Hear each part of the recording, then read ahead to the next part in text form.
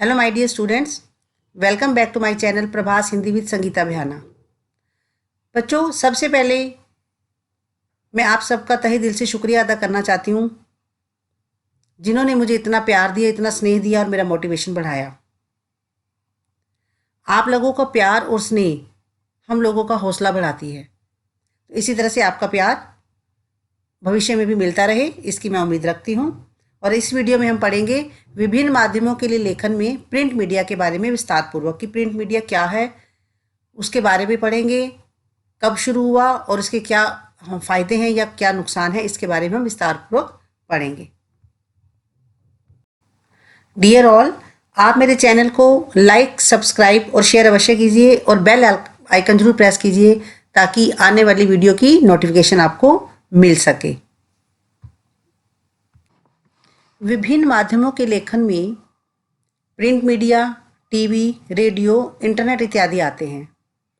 तो जिसमें हम इस वीडियो में हम प्रिंट मीडिया के बारे में पढ़ेंगे। बच्चों, मुझे पूरी उम्मीद है कि नियमित रूप से लगभग सभी लोग अखबार पढ़ते हैं।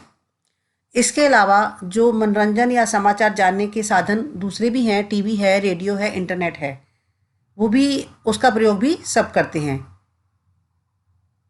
कभी आपने गौर किया है कि ये जो जनसंचार के हमारे माध्यम हैं, टीवी, रेडियो, इंटरनेट या अखबार, इनके लेखन और प्रस्तुति में वास्तविक रूप में क्या अंतर है? टीवी या रेडियो के ज़रिए और तरीके से समाचार हमारे पास पहुंचते हैं और अखबार के ज़रिए और तरीके से पहुंचते हैं।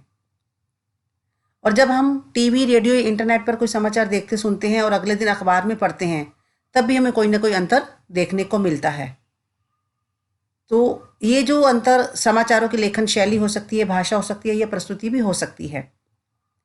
तो हम वीडियो में आगे ध्यान से पढ़ते हैं कि हमारा प्रिंट मीडिया क्या है। प्रिंट यानी मुद्रित माध्यम जनसंचार के आधुनिक माध्यमों में सबसे पुराना है। वास्तव में आधुनिक युग की जो शुरुआत हुई थी वह मुद्रण यानी छपाई के आविष्कार से हुई थी। तो मुद्रण को छपाई भी कहते हैं। हालांकि मुद्रण की शुरुआत चीन से हुई, लेकिन आज हम जिस छापेखाने को देखते हैं उसके आविष्कार का श्रेय जर्मनी के गुटेनबर्ग को जाता है। छापाखानी यानी प्रेस के आविष्कार ने दुनिया की तस्वीर ही बदल दी। ये जो छोटे छोटे क्वेश्चन है, यही 1 नंबर के क्वेश्चन आपके पास बनकर आते हैं कि इसका आविष्कार का श्रेय किसको मिलता है? जर्मनी के गुटेनबर्ग को। इस तरह से यूरोप में पुनर्जागरण रेनेसां की शुरुआत में छापेखाने की एक अहम भूमिका थी। भारत में जो पहला छापाखाना था वो सन 1556 ईस्वी में गोवा में खुला था। इसे मिशनरियों ने धर्म प्रचार की पुस्तकें छापने के लिए खोला था। तब से अब तक मुद्रण तकनीक में काफ़ी बदलाव आया है, छपाई में काफ़ी चेंजेस आए हैं और मुद्रित माध्यमों का व्यापक विस्तार भी हुआ है। आगे हम पढ़ेंगे कि ये जो हमारा मुद्रित माध्यम है, इसकी विशेषताओं के बारे में, इसकी सीमाएं या इसकी कमियां क्या है और ध्यान देने योग्य बातें क्या हैं, इसके बारे में हम गौर से पढ़ेंगे। प्रिंट माध्यमों की विशेषताओं में देखो बच्चों, प्रिंट माध्यमों के वर्ग में क्या आता है? हमारे अखबार, पत्रिकाएं, पुस्तक आदि आती हैं। हमारे दैनिक जीवन में इनका एक विशेष महत्व रहता है और इनके बिना हमें अपना जीवन अधूरा सा लगता है। सुबह उठकर अखबार पढ़ना एक आदत सी बन जाती है और पत्र पत्रिकाओं के द्वारा हमारा मनोरंजन भी होता है और हमें काफ़ी ज्ञान भी मिलता है और पुस्तकों से तो हम ज्ञान अर्जित करते ही हैं। तो इनकी कुछ विशेषताएं निम्नलिखित हैं। सबसे पहले है कि प्रिंट माध्यमों के जो छपे हुए शब्द होते हैं उनमें स्थायीपन होता है, वो स्टेबल होते हैं, स्थायित्व होता है उनके अंदर।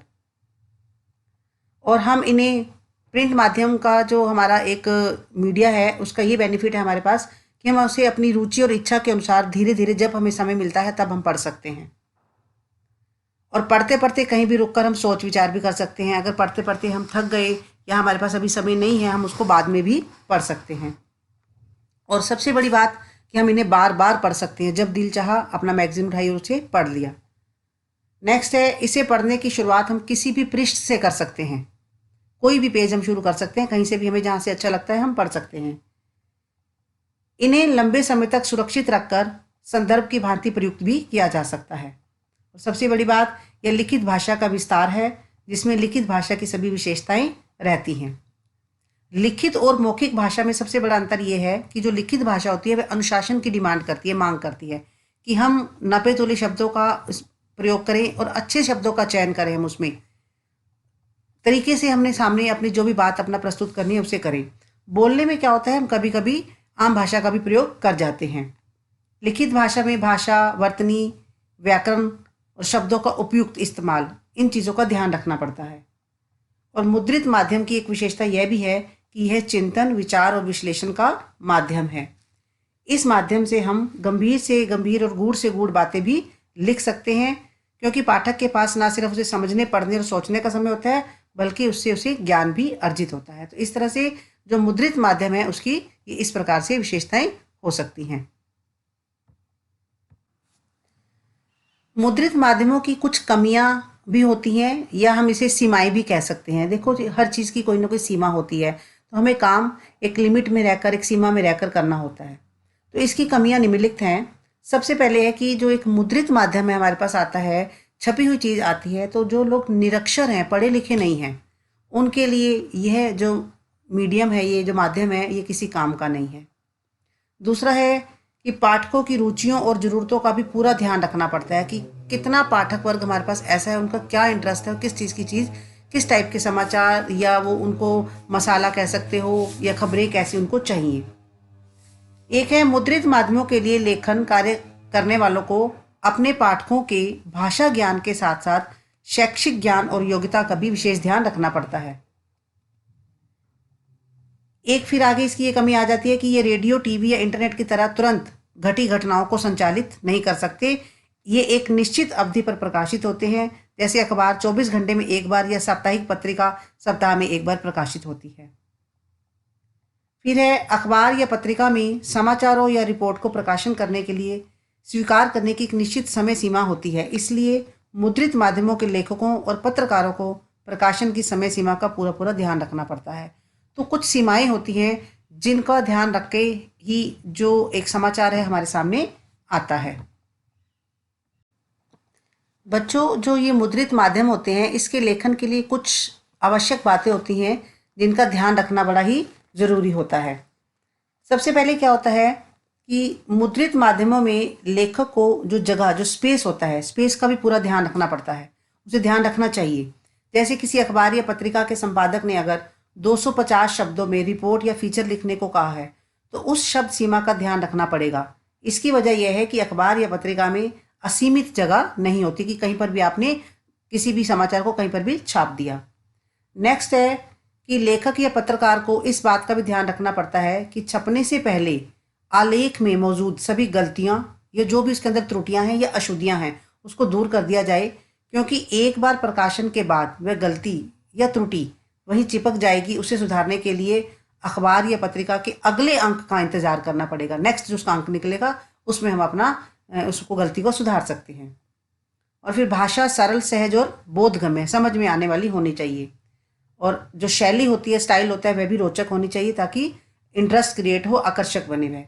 विचारों में प्रवाहमयता एवं तारतम्यता होनी बड़ी जरूरी है, तभी जो एक समाचार है वह एक सही मायने में पाठकों तक या दर्शकों तक पहुंच पाएगा। तो इस तरह से बच्चों, इस चैप्टर पर आधारित जो आपके प्रश्न होंगे, छोटे छोटे से प्रश्न आएंगे। प्रिंट मीडिया के चैप्टर को आपने वीडियो को गौर से सुने, आपको समझ में आ जाएगा। तो प्रश्न जैसे हो गया कि प्रिंट माध्यम किसे कहते हैं, तो ऐसे संचार के साधन जो छपे हुए रूप में लोगों तक सूचनाएं प्राप्त करते हैं वे प्रिंट माध्यम कहलाते हैं। या इसके प्रमुख साधन कौन कौन से हैं वो मैंने आपको पहले बताया, समाचार पत्र, पत्रिकाएं, किताबें इत्यादि। इसका महत्व हमेशा क्यों बना रहता है, क्योंकि यह लिखित रूप में एक रिकॉर्ड के रूप में हमारे सामने आ जाता है। या प्रश्न हमारा आ गया कि पत्रकारिता किसे कहते हैं, तो मुद्रित रेडियो, टेलीविज़न या इंटरनेट किसी भी माध्यम से खबरों के संचार को पत्रकारिता कहते हैं। यह प्रश्न आपका आ गया, हिंदी का पहला साप्ताहिक पत्र कौन सा था, तो हिंदी का पहला साप्ताहिक पत्र आपका हो गया उदंत मार्तंड, जिसे पंडित जुगल किशोर जो शुक्ल थे उन्होंने उनका संपादन किया था।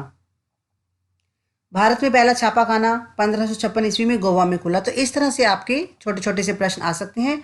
आई होप ये चैप्टर आपको समझ में आ गया होगा और पसंद आया होगा। Thank you so much and God bless you all.